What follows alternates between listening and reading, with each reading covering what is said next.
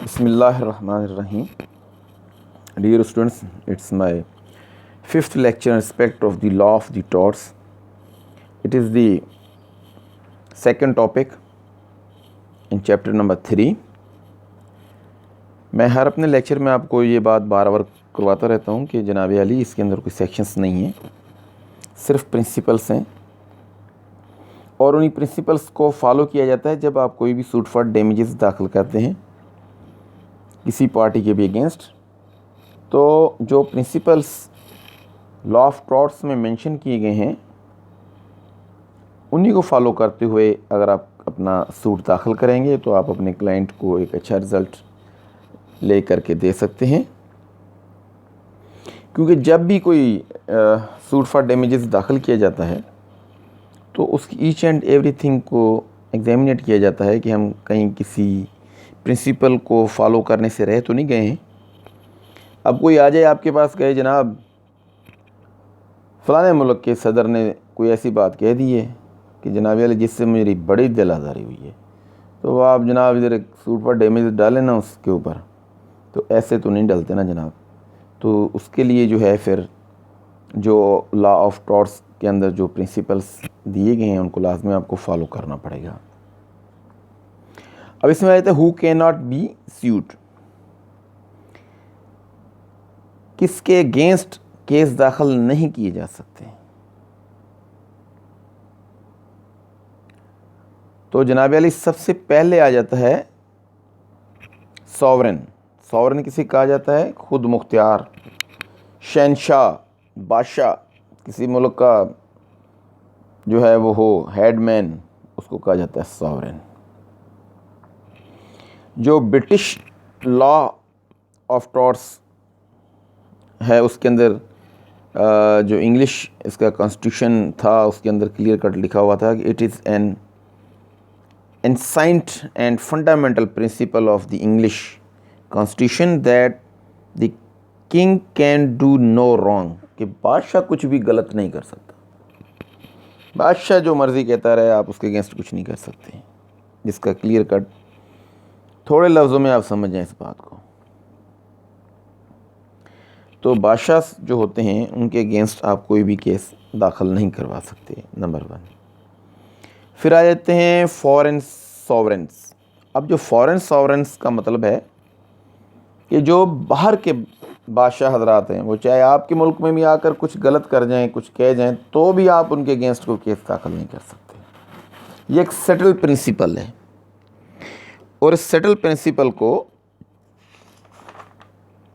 जो आप कहीं पर भी चैलेंज नहीं कर सकते। फॉरेन सॉवरेन का जो फाइनली है अपना पेज का जो एंड है, इसी में इसका पूरा लबलबा है कि no ruler of a foreign state may be sued, किसी भी फॉरेन हुक्मरान के ख़िलाफ़ केस नहीं किया जा सकता in any court otherwise competent to try the suit except with the consent of the federal government certified in writing by a secretary to that government। अब कहाँ से देगी फेडरल गवर्नमेंट परमिशन कि जाएं जी आप केस दाखिल करवा लें किसी भी कोर्ट में फॉरेन सॉवरेन के ख़िलाफ़, और कौन सी कोर्ट हैं जो केस लेंगी? कोई ऐसे मामलात हो जाते हैं कि जिनके ख़िलाफ़ ठीक है हो सकता है, लेकिन ये कोई आम प्रैक्टिस नहीं है, इसलिए कोई भी ऐसा केस इनके अगेंस्ट भी बहुत मुश्किल से ही हो सकता है। नंबर 3 पे आ जाते हैं एम्बेसडर्स। जो एम्बेसीज़ होती हैं फॉरेन कंट्रीज़ की आपके मुल्क में, जिन्हें डिप्लोमेटिक पर्सन्स भी कहा जाता है, उनके ख़िलाफ़ भी जनाब कुछ नहीं किया जा सकता, कोई भी ऐसा केस दाखिल नहीं किया जा सकता।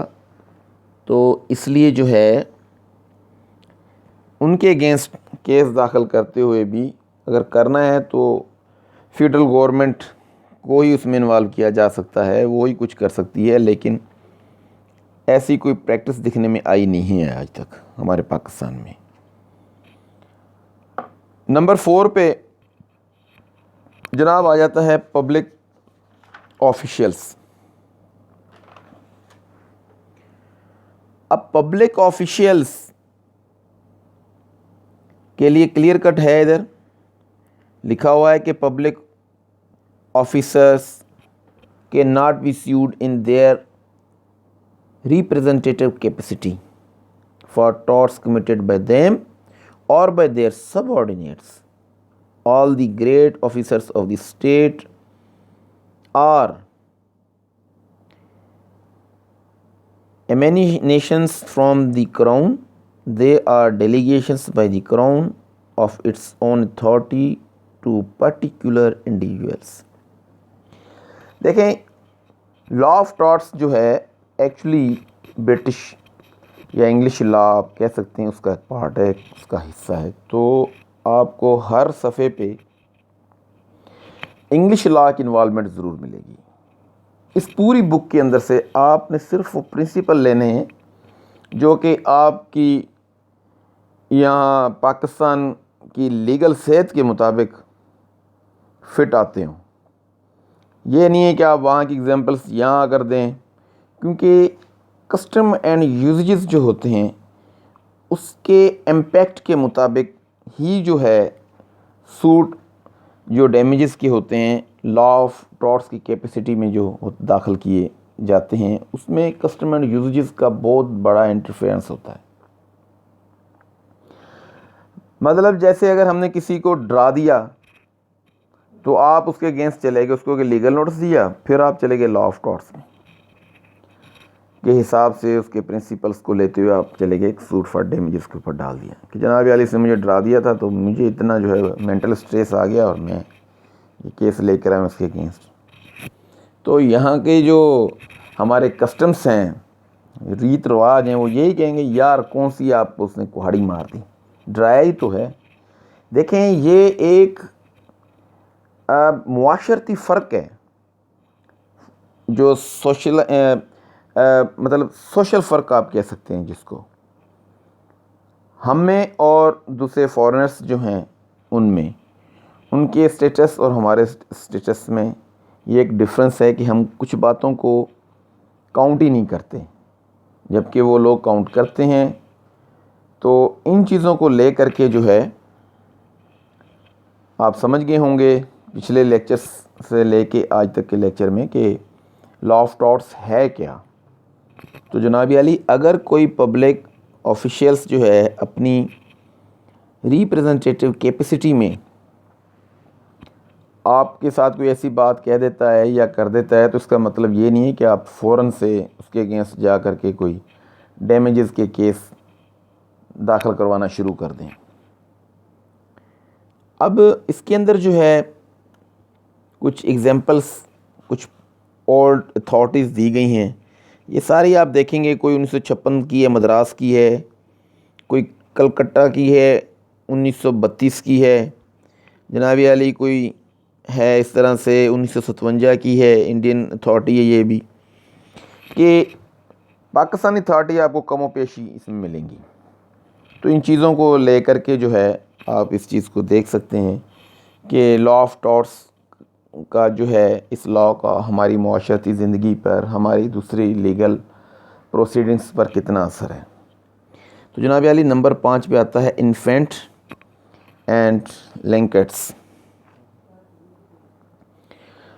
A persons who from extreme youth or unsoundness of mind are mentally incapable of contriving fraud or malice।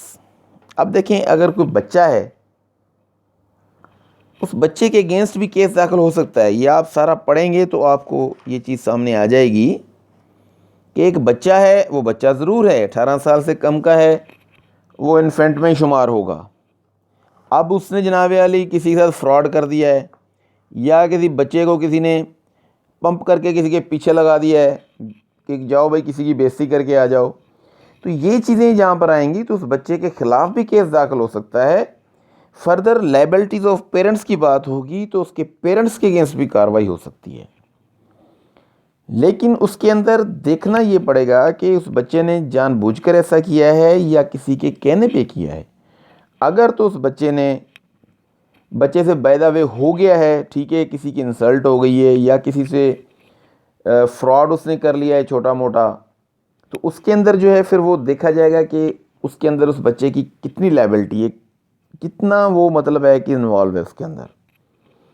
लेकिन ये नहीं है कि आप जो है बच्चे से एक मतलब है गैर इरादी तौर पे ऐसा कोई एक्ट हो गया है तो, लेकिन उसमें ये देखा जाएगा मैलिस है किसी की, ये मतलब चुर्त कह लें, उस पर उसने ऐसा किया है, इन चीज़ों को ज़रूर काउंट किया जाएगा।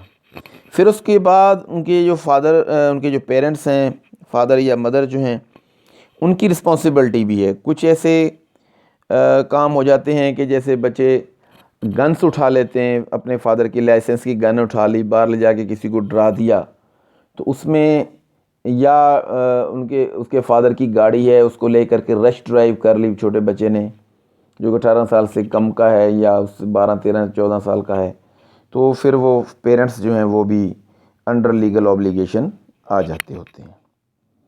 अब जो ये है लैंड की बात आती है जहाँ पर, तो वो भी फिर इसी तरह से ट्रीट होते हैं।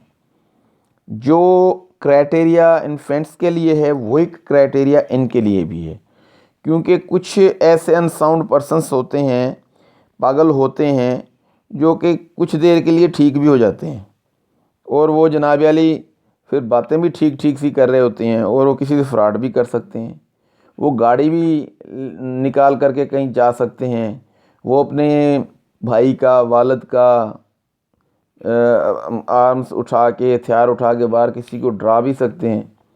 तो ऐसे जो पागल होते हैं उनको भी जो है वो रिपोर्ट करने की ज़रूरत होती है। लेकिन अब अगर यहाँ पर बात करते हैं तो इनके लिए ये लिखा गया है इधर कि there is no reported cases of an action of torts having been brought against a lunatic. It is however stated that if a lunatic hurt a man, he shall be answerable in trespass, though if he kills a man, it is not felony, and if a lunatic committed a trespass, he shall answer it in a damage.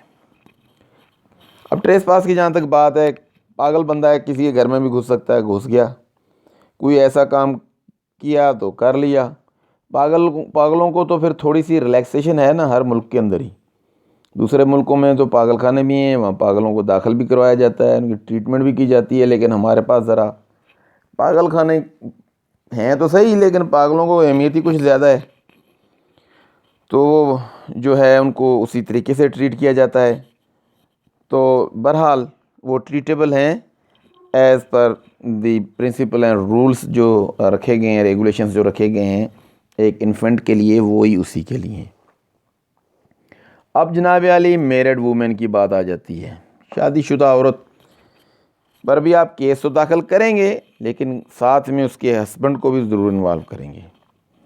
इसके अंदर clear cut लिखा हुआ है कि अगर आपने उसके husband को उस केस के अंदर जो आप सूट दाखिल कर रहे हैं अगेंस्ट मैरिड वुमेन, तो आपने उसके हस्बैंड को भी लाजमी उसके अंदर एज ए डिफेंडेंट आपने लेना है, क्योंकि बग़ैर उसके फिर वो केस आपका मेंटेनेबल नहीं रहेगा। क्योंकि अगर कोई मैरिड वुमेन कोई ऐसा एक्ट करती है तो उसको वो मतलब है इसके अंदर जो डिटेल दी गई है उसके मुताबिक वो प्रॉपर्टी या डैमेजेस उसने भरने हैं तो फिर वो अपने हस्बैंड की ही प्रॉपर्टी से भरेगी, खुद तो उसका कुछ होना नहीं है। जो अगर हो गई भी, अगर वो इंडिपेंडेंट वुमेन भी है तब भी अगर मैरिड है तो उसके हस्बैंड को जनाब अली लाजमी पार्टी बनाया जाएगा। सिर्फ उसके अगेंस्ट के लिए केस दाखिल आप नहीं कर सकती। ट्रेड यूनियंस वो देखा जाएगा जनाब अली नंबर 7 पे जो है कि रजिस्टर्ड हैं या अनरजिस्टर्ड हैं।